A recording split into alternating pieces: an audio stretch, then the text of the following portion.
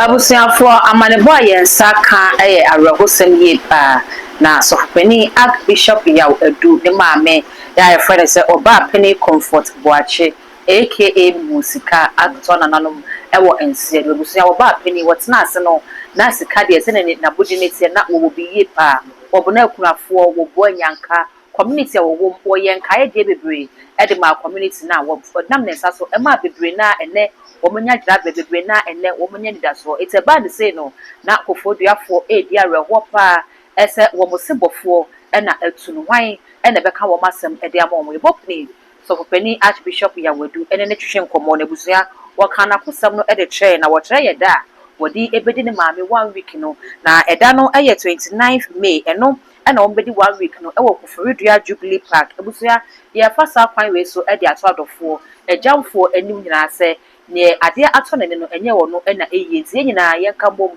na yenkogya sofopani Archbishop Yawadu e wo koforidua eda ne so na pap ebusua Archbishop Yawadu eye sofopani a se eba ne se asofo a wo mu de nyame din aye sentrene asayare aye nyame dwuma krogen a wontimi nka na wunyi Archbishop Yawadu emfemfim ye beka ya ara se yenka ye chekwa nanwada ne esiye e wo no gopu abra na sofopani Charles Ajenasare ekoye crusade na enam so mekofa wantwi bi ediba o manga na mu eme be fra sofo ese wo mama no mepa chore a wo manko na dodo na ehwe kwan se wo manko se na dogopo agide no asofopani anko edien na ebesi na so nyame ema na nsa so ame no eka sei bibia entimi ensi eno kire nyame tumi a ewo Archbishop Yawadu so a ene ne maame aka enchine edi egobusua ye beje sofopani number ewo screen ase ni dru ha ye nyina ye de wodo akwakobo dom ni akwakoja Archbishop Yawadu se penefo se ye wo we aye nkoja wo koja odi umia ene no china eto wo so a na ya ba beja aha